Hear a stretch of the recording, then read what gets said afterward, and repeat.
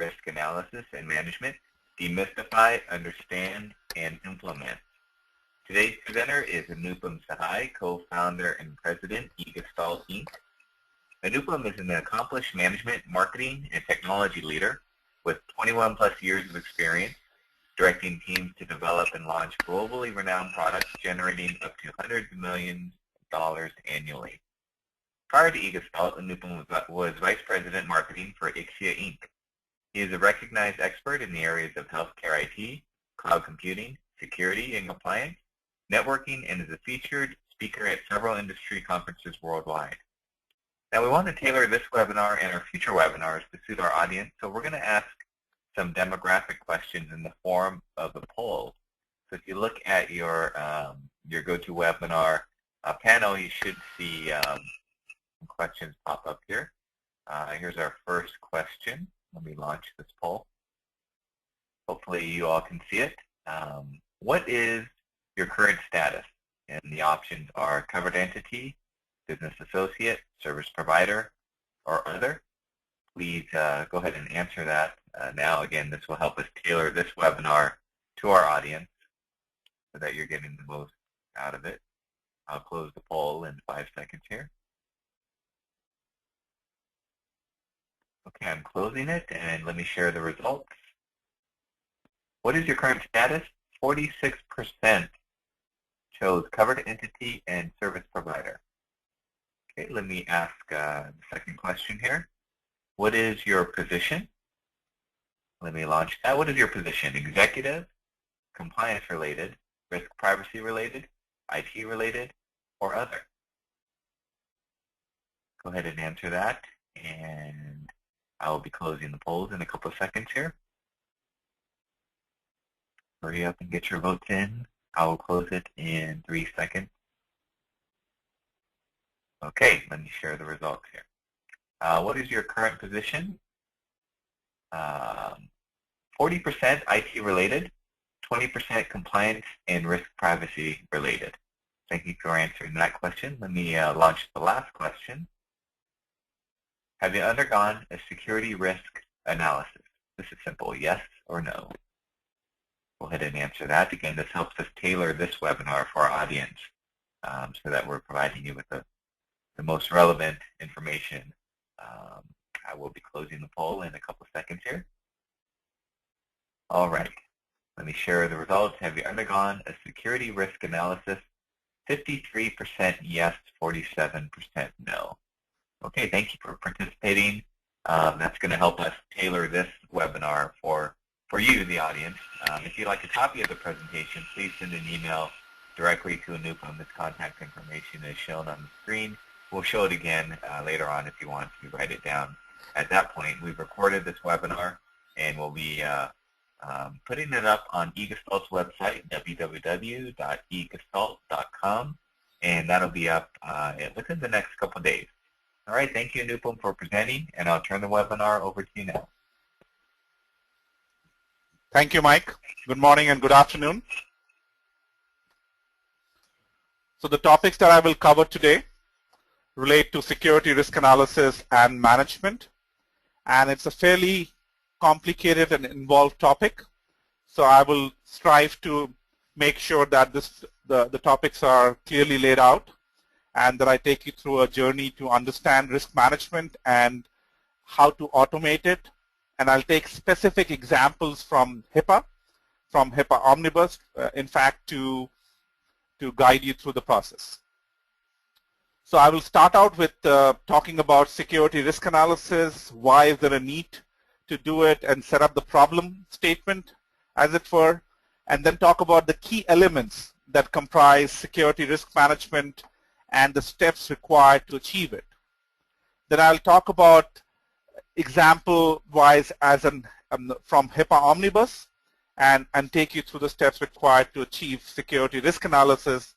Recall that this is also required for showing meaningful use. This is one of the key core requirements, and you can learn it right here. And then talk about some of the best practices, caveats, and real-world experiences that are required so that you are able to, when you're doing doing the implementation or trying to understand what is involved, you have that perspective. And at the end, I'll talk about Aegify, which is an automated tool for managing security and compliance posture for your business or for offering services around managed compliance and security services. This is from a service provider perspective. So I'll talk about Aegify that also does security risk management. And at the end, we'll open it up for Q&A. Before I start, some standard disclaimers about the information that is being provided here. Things like security, NIST, HIPAA, and HITECH is subject to interpretation. Some of it is continuously evolving. So while we made an effort to make sure the information is correct and up to date, please consult your legal counsel or auditors for the definitive end information that you can apply. So let's start off by trying to understand the need to do security risk analysis and why bother. So let's start out with the security breaches scenario. If you look at the number of breaches that took place in 2012, the picture is quite alarming. And roughly about 5 to 15 million identities are stolen every month. And this is coming from about 10 to 25 incidents per month that are happening. And this affects small businesses, medium businesses, large businesses, and businesses of every size. So no particular business size is unaffected by it. In fact, 92% of the breach incidents are targeting small and medium businesses that are easier targets and serve as gateways to the larger enterprises. So what causes these breaches? So breaches are caused by some form of hacking, 52% of them. They're caused by some internal misuse of privileges, which is about 14%. And then it's a combination of other attacks that are coming in from social networks, from malware, and default passwords not being reset. So it's a combination of internal and external factors that govern how the breaches are being exploited or taking place through one of these means. And if you look at the motives behind these breaches, they're driven primarily by financial motives. And they're targeting user devices, servers. It could be malified internal user. And the key point to note here is it takes about weeks and months for businesses to figure out that they have been breached, and to recover from it may not be possible, but it really takes months to discover from it. And as per the latest information, again coming from Verizon breach report, it takes minutes and seconds for cyber attackers to break in and steal the data. So there's an inherent asymmetry in terms of how breaches are taking place and how it's handled. And this was something that was alarming to us, right? That 97% of the breaches were avoidable if and only if the businesses took some basic, simple precautions to put in place very simple or intermediate controls. And that's a big one, right? Because businesses are not keeping up with their best practices in security and compliance related issues. They're not doing security risk analysis, perhaps, to prevent and avoid such breaches. Now let's take the example of HIPAA HITECH, HIPAA Omnibus. And if you look at HIPAA Omnibus, one of the key tenets of the rule is the security rule.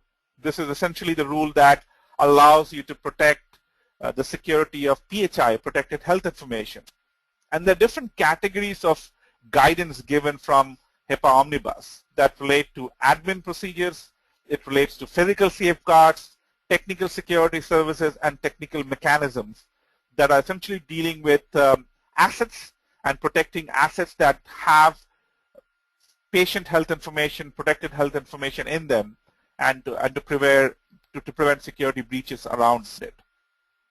And there's a specific clause in HIPAA Omnibus around doing security risk analysis, where the guidance is to do security risk analysis to essentially minimize the potential impact of loss of PHI. So this is again mandated by by regulations like HIPAA, as I showed you earlier, PCI, and any other regulation that deals with security and protection and privacy of any asset that's important to the regulation would require some form of security risk analysis.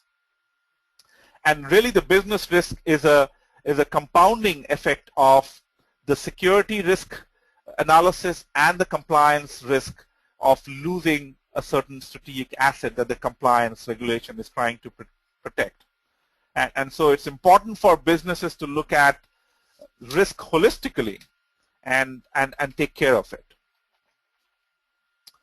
So having said that, let's kind of jump into the risk overview, define some vocabulary that I'm going to be using throughout the webinar so that we are all on the same page when I use certain terms. So when I say risk, risk is a term or is a measure of the extent to which a business or an entity is threatened and affected by certain adverse actions and the impact that those actions can bring about. The actions could be done by an adversary. It could be a result of a malicious insider or an accidental misuse by an insider. So all of those can cause harm to the business, and the harm could also be in the form of data loss. It could be data that's very important to the company, and the loss could be in the form of loss of confidentiality. It could be loss of integrity or loss of availability of important systems that the business cares about. So all of those construe what is called risk for the business. And so risk assessment is the process of identifying, estimating, and prioritizing the information risk that can happen to the company. And as we go along, we'll kind of flesh this out further. We'll add more details to this basic statement to define it in a more detailed fashion.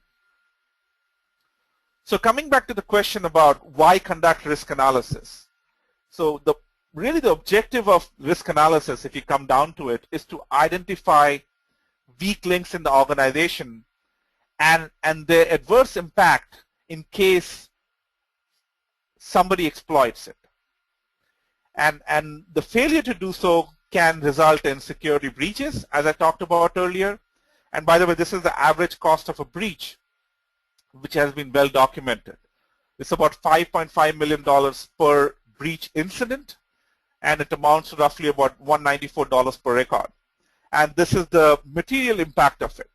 Not to mention that if you get breached and regulations and law require you to prevent such breaches, there might be liability lawsuits that might come about because of HIPAA requirements, etc. So that's on top of that. So you're talking about a multifaceted loss in terms of cost. There are compliance-related costs that come about. I talked about the liability that comes with it. There could be criminal prosecution that comes with it, and the cost of patient lawsuits can be added on top of that, which adds to the increasing cost that can come about. And other regulations like PCI, FISMA, SOX are essentially also recommending some form of security risk analysis. So as you can see, the cost or the opportunity cost of not doing security risk analysis comes from security-related accidents or incidents. There could be compliance-related implications, and the business risk as such is a combination of all these aspects. So risk management is also another way to look at it, is that it can help you justify your security and compliance budgets, because you can estimate the opportunity cost that can potentially be affecting the organization if you don't do security risk analysis. So it kind of ties in very nicely with the security program and the compliance programs that you have in place.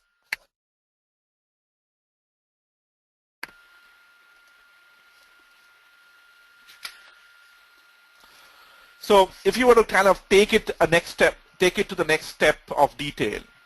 So risk management thereby implies that you are identifying and determining the threats whether they are available now or the threats could come in later. You are also looking at vulnerabilities, which are weak links in the organization that can be exploited by these threats and impact thereby of those exploitations. And then you're looking at controls, which are processes or any other verifiable actions that you're taking to prevent such vulnerabilities from being exploited by the threats. And then this process needs to be repeated on an ongoing fashion through a process of continuous risk monitoring, because threats and vulnerabilities change with time. It changes by the day, by the week, and so it needs to be monitored constantly, and you need to stay on top of that. And as I mentioned earlier, HIPAA HITECH requires risk management to be put in place to ensure protection of PHI, so does other regulations. So one question that we often get asked is, do we really need to worry about it? Are the breaches really happening? Is it affecting? And I mentioned this earlier, that yes, it is breaches are happening from a security point of view, from a compliance point of view. Here are some examples of medical-related breaches that took place. And major hospitals, Stanford, TRICARE, Harvard Hospital got breached. These are well documented. In fact, after every HIPAA breach, the government needs to be notified if the breaches involve more than 500 people records. And so documentation says that there have been millions of records that have been breached. State level information has been breached. Utah, Alaska, excuse me. And the HHS website, which is often called the Wall of Shame, has recorded about 22 million individual records being breached. This is a few months ago. So as you can see here, and this is the running tally of breaches that are maintained by the HHS website. And as you can see, there are about 730 to 900 monthly medical record-related breaches that are happening. So this is for real, and this is a big problem. And with HIPAA Omnibus coming into effect, this is going to affect organizations of all sizes, small to large. So having kind of laid down the ground for the background information, the terms and terminologies, and what is required to be done to do risk management, let's jump into the risk management models and try to put together a framework that kind of defines the variables and exact steps required to get to a risk management methodology. So if you want to start out with the risk management definition, there are three key pillars of risk management. And those pillars are, one is the continuous evaluation assessment pillar. And this is really about identifying assets in the company. Now, assets could be IT assets, hardware, software that are running in the company. It could be people-related processes. It could be organization-related processes. Anything that is strategic to the company is part of this process. The next step is to do risk assessment, which is really to discover threats and vulnerabilities that are posed to these assets. So you have assets, which are IT-related assets or non-IT-related assets. The non-IT-related assets could be people, processes, organizations. And then you're looking at potential threats and vulnerabilities that can be exploited by these threats for these assets. And then once the picture is known with respect to what threats and vulnerabilities can be affecting the organization, assets, one needs to figure out the potential impact and likelihood of those threats and vulnerabilities for those assets. And once that is known, then the process of risk mitigation comes into play, which is really the process of understanding the importance of these risk exposure and fixing the problems. And so this is a continuous process of of evolution. It's a continuous process of evaluation, assessment, and fixing the problems. And that's what is called continuous risk management. So the risk factors that we're talking about really are threats, vulnerabilities, their impact and likelihood, which kind of gives an estimate of how big a risk a particular threat and vulnerability combination would result in. So let's define these factors in a bit more detail and make it real in terms of what does it mean. So a threat is any circumstance or event that can adversely impact the business. And impact could be in the form of operations, assets, individuals, or at an organization level. And the threat source could be a hostile cyber attacker or a physical attacker. It could be due to human errors of omission or commission, or there could be some structural problem in the way the organizational processes are set up. All of those are threats that can be exploited.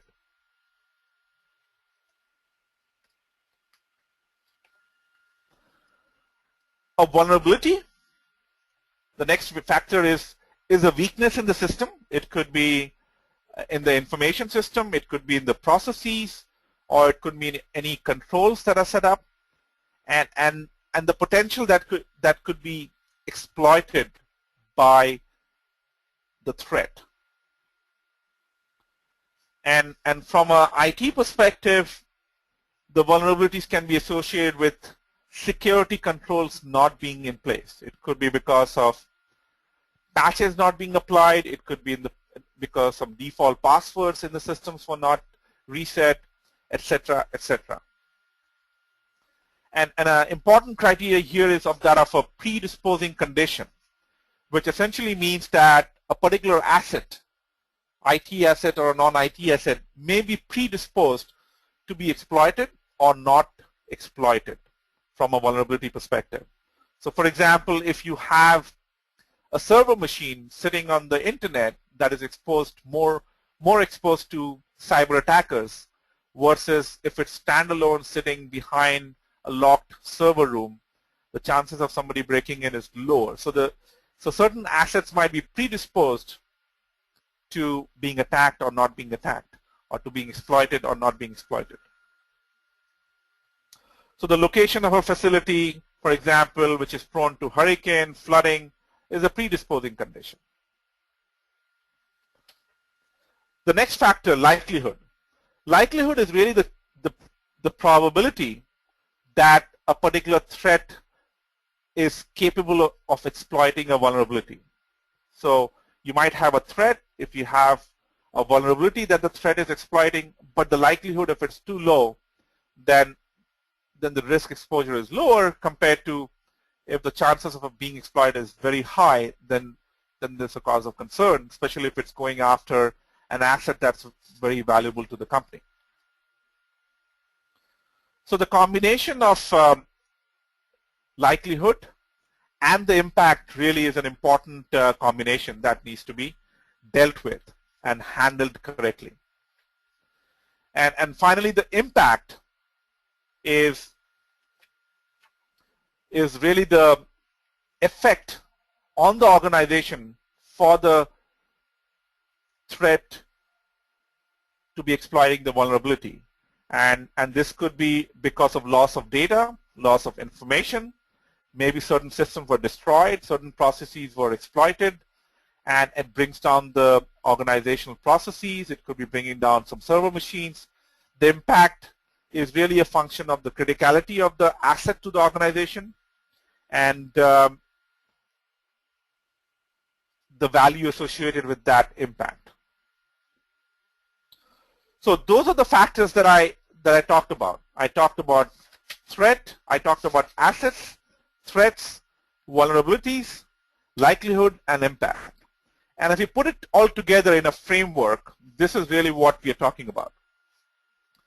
So this picture talks about a threat source which has certain characteristics with capabilities and intent to exploit vulnerabilities using threat events. Threat event is essentially a sequence of events, actions, activities, and they're trying to exploit a vulnerability of the current assets. Assets could be, remember, IT assets, non-IT assets, people, processes, organizations included. Now, these assets with vulnerabilities might have some predisposing conditions which make them predisposed or not readily exploitable. And organizations need to put together some controls, security controls, to prevent such exploits from happening. And there could be planned or existing controls that mitigate the exploits and minimize the impact of the threat and vulnerability combination. With that, once the exploit kicks in, exploits vulnerability, there will be an adverse impact which will have a certain likelihood of occurring. So all these variables lead to risk, and the combination of these variables is really what the risk model is trying to achieve with these factors.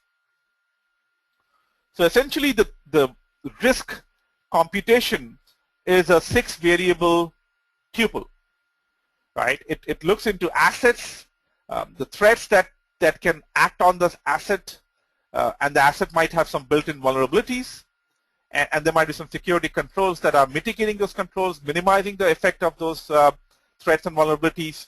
And once you know what is the likelihood of such threats and vulnerabilities from being exploited and the impact, you can come up with a risk quantification. And so there are multiple ways to go about evaluating the 6 variables that compute the risk for the organization.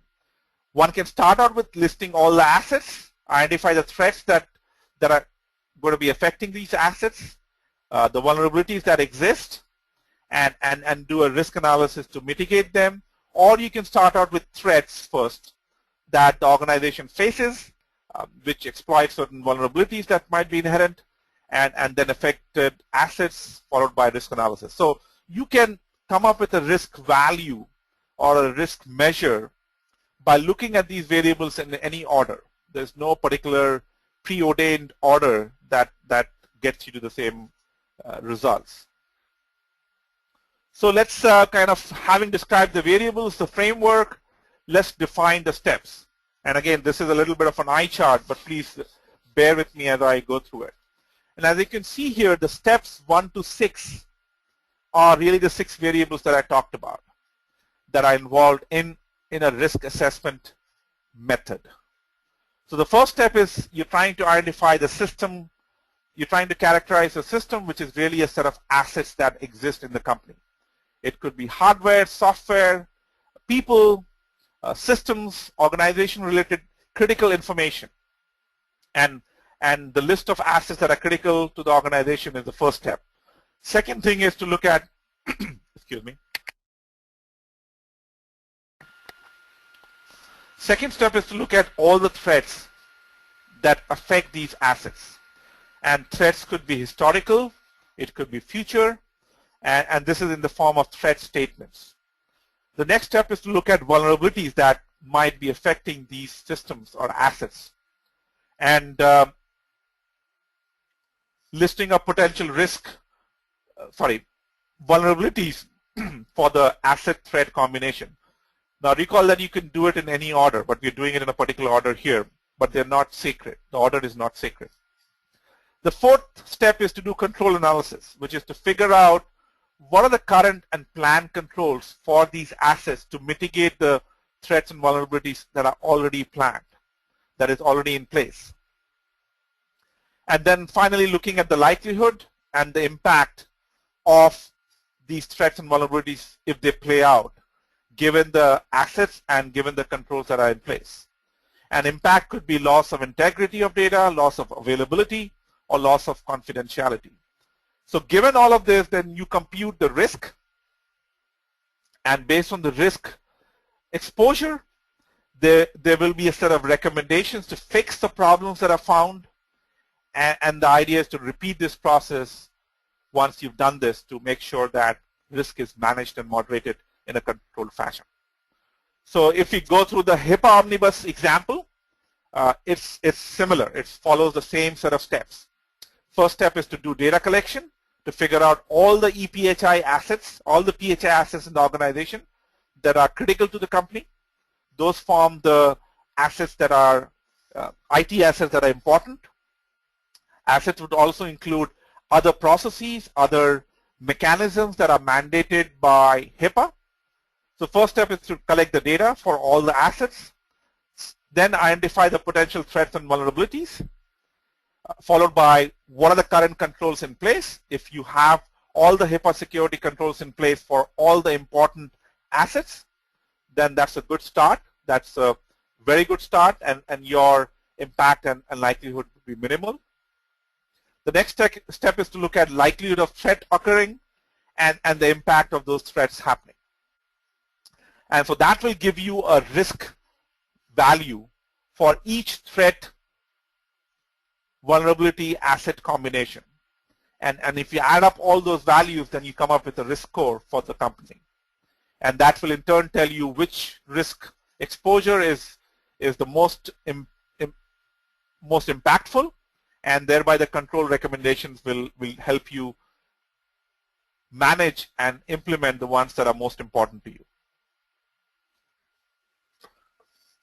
The value of risk can be computed in a number of ways, but essentially it comes down to the risk is really a function of the asset value, the asset criticality value, into impact and likelihood.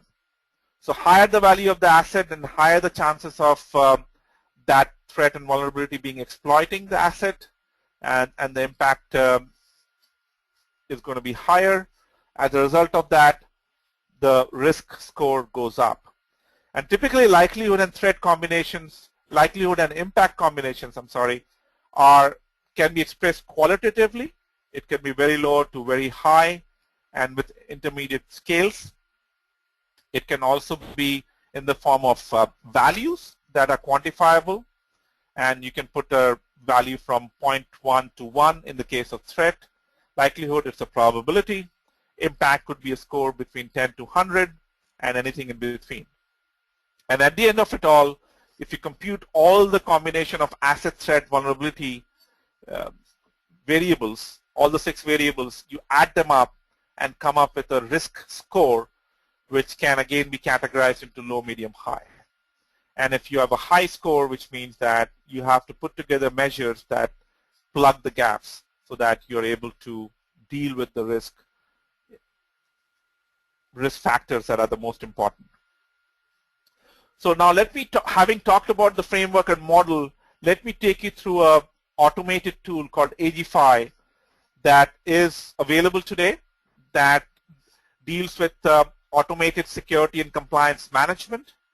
It has support for built-in support for a number of compliance frameworks. Certainly HIPAA, HITECH, PCI are key of them, but it also has support for vulnerability scanning. It has built-in asset management and risk management, and it's got complete guidance in terms of policy, procedure, and knowledge base, so that even if you don't have a lot of knowledge or any knowledge about security, compliance, or risk management, the tool will help you, guide you, and help you automate the whole process so that it doesn't seem as complicated as it is. The scenarios that it supports is, as I said, compliance management, security management.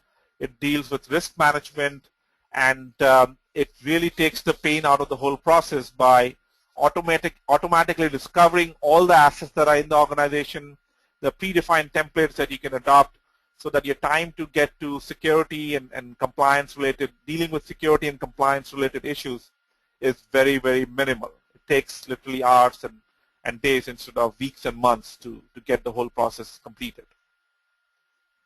And then you can also use the report from the tool to get the federal grant dollars to show security risk analysis has been completed, and the results of that can be submitted to the government.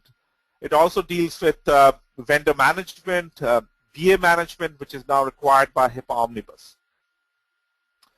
So the workflow for doing the security and compliance management, including risk management, is shown here. So the first step is that as a business, you want to benchmark where you stand today with respect to your security and compliance posture. And that involves doing a security scan, doing a self-assessment, and a risk assessment to figure out what are the highest priority risk-related issues that your organization faces. What are the compliance gaps towards meeting HIPAA, PCI, whatever be your compliance mandate. And then once you know that, then you know which are the things that need to be addressed. There needs to be a remediation plan put in place, which might involve putting together a security plan, putting together policies and contracts so that when you deal with the internal employees or external vendors, you have the information to go about putting together processes, securing assets so that they are not exploitable. So the tool will have best practices, will have policy documents, it will have contracts, agreements, etc. available to you, and you can work with service providers that offer this service today, and they will work with you to put together a remediation plan and guide you through the process. It might involve some employee training. Again, the tool will guide you with respect to what the content of that training should be. Once the remediation plan has been put in place, you go back and do an assessment, and hopefully you come out on tops with minimal risk. Otherwise, you repeat the process till you get to a point where you're secure, you're compliant, or your risk is manageable as in acceptable. And again, this is a continuous process. It needs to be repeated every 3 months, 6 months, howsoever frequently you need to do based on how the threats and vulnerabilities and how your assets are changing. If you have new laptops, new mobile devices, or new employees joining frequently, then you need to make sure that you're on top of this. The Aegify tool supports the complete risk management framework and methodology that I talked about with all the 9 steps. The difference being that information is pre-canned and pre-populated for you, so you don't have to do all the 9 steps. It will do all the data collection for you. It will pre-populate the assets for you, and you essentially need to pick the right asset types, and things will be done for you because of the pre-built knowledge base that's been provided for regulations like HIPAA, PCI, and others. So the process of getting to a risk management analysis, risk assessment, and risk management analysis is less painful compared to anything that's out there. And this is, I'm not going to go into this, but it will tell you for each of the steps that I talked about how the tool automatically pre-populates, scans the network, pre-populates all the assets that are relevant, defines all the threats and vulnerabilities for you based on those assets, so that your job is really minimal in terms of dealing with the inputting of the information. And it comes out with a risk score so that you're able to start there and tweak it based on what the organization needs are. This is what the screenshot for the dashboard looks like. Once you run the scan, it will tell you your security posture, your compliance posture right from the dashboard. It literally takes minutes, maybe a couple of hours, depending on your business size and the number of assets that you have. And by the way, I would highly encourage you to download a free community edition that you can subscribe to from egistol.com. It's a diagnostic tool that will tell you right away after the scan is done what your security and compliance exposure is and what's the criticality of the risk exposure there. The tool provides simple assessments which are yes or no based.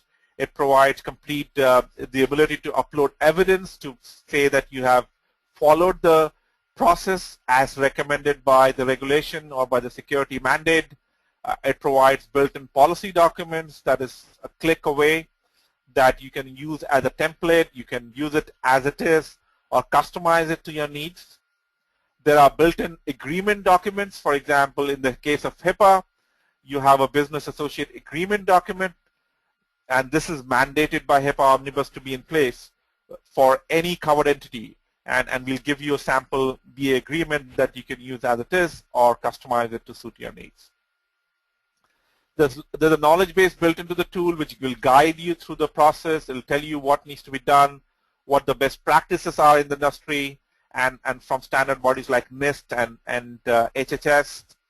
And again, all from a risk management perspective, once the assets are discovered, you need to categorize them into certain categories, whether they're important or non-critical, and the system will compute all the problems, all the risk exposure for you automatically.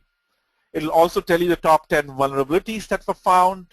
It will give you the full list as well, but you want to focus on the top 10 and kind of go down the list. That, in a way, it'll also tell you how to fix the problems. So unlike other tools, we not only tell you the problems found, but we will also tell you the solution to the problems that are found and guide you through the process. And then you can do what-if analysis at the end, where once you've done the risk analysis, you'll be able to play around and basically figure out where should you focus your investments effort to minimize the risk score. Instead of doing 100%, solving all the 100% issues that are found, you can focus on the top 15 or top 20 so that you're able to maximize the effort and minimize the effort and resources required to get to a risk score that's manageable and acceptable. And you can play around with heat maps. Again, it'll tell you the most critical assets and where to focus your effort on, and put some extra controls that will protect these assets that are prone to risk exposure. And again, the tool will help you, guide you, automate the whole process so that your pain in identifying and dealing with this is minimal. And at the end of it all, you'll be able to generate a report on compliance, which is essentially a state of the union, which describes your security and compliance posture. You'll know your security posture, compliance posture. You'll also know any BAs that you work with, what is their security and compliance posture, what is the risk rating. In this case, we have a number of BAs, labs, research center, etc., that work with the covered entity. So you're able to manage not only your internal risk posture, but also any BA's risk posture so that you can work with them. And this is, again, required and mandated by HIPAA Omnibus. So in closing, I know I covered a lot of information here in about 35, 40 minutes. I just want to summarize here that you can leverage. It might seem like a very complicated process, but there are automated tools out there, such as Aegify Secure GRC, which will not only take care of your security and compliance posture-related issues, but also manage your risk management and make it a breeze to analyze your risk posture and to make sure that you can manage your risk and manage your vendors' risk, business associates' risk. This also means that you can use the tool to generate reports that can be used to get federal grant dollars. And the solution is made available through channel partners who would work with you to guide you, to help you and manage the whole process so that your effort and the process is very much guided for you. And if your service provider supports it today, that's great. Otherwise, let us know. We would be interested in reaching out to you and see whether we can work with you to solve your current issues that you might have. With that, I have a number of references here. Feel free to dig deeper into that. Feel free to reach out to me. And with that, I will open it up for Q&A. Mike? Okay, great. Thank you, Nupam. Thanks for presenting. We'll open it up for the Q&A session. If you have any questions, feel free to ask them in the questions area of GoToWebinar, and Nupam will get them answered. Here we go with our first question to Nupam. Can I do security risk analysis for other regulations besides HIPAA? If so, which others? Absolutely. So I did talk mostly about HIPAA, but we support any regulation that you want to support. Pretty much the tool supports 800 plus regulations from across the world. Yeah, so HIPAA, PCI, FSMA, SOX, all of those are supportable by the tool. And the risk analysis framework is also amenable to supporting and doing risk analysis for any of the frameworks. Great, thank you. How is Aegify different from other tools in the market? So Aegify is different in many ways. From a risk management perspective, we are about 10 to 20x cheaper than anything that's out there, cost effective. We are totally through the cloud, no hardware needed.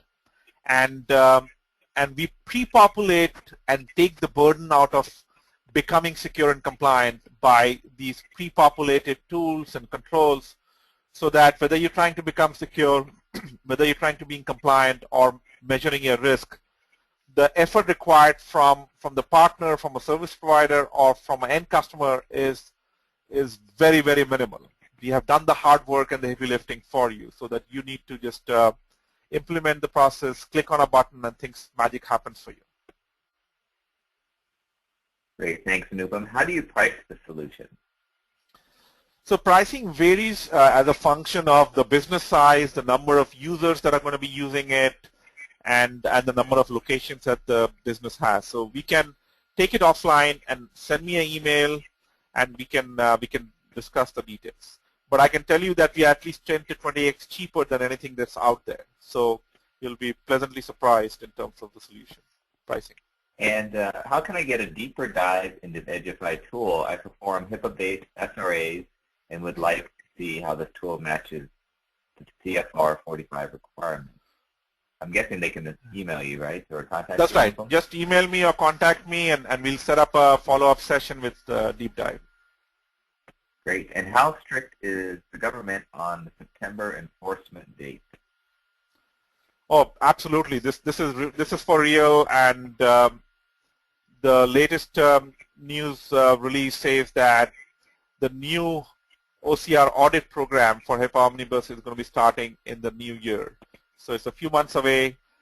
They're basically giving some time to get everybody to get their act together, and we see a lot of groundswell activity from covered entities, from BAs who are really scrambling to get HIPAA Omnibus compliance. So we can help you there, and we in fact invite you to reach out to us, and we can help you there with minimal effort and minimum cost. Great. Thanks, Anupam. Looks like we have no more questions. If you have questions after this webinar, feel free to call Anupam at the phone number listed on the screen or email him. We've recorded this webinar as well, so we're going to be putting it up on Aegispalt's website at www.aegipsalt.com. You can also check out their website for upcoming webinars.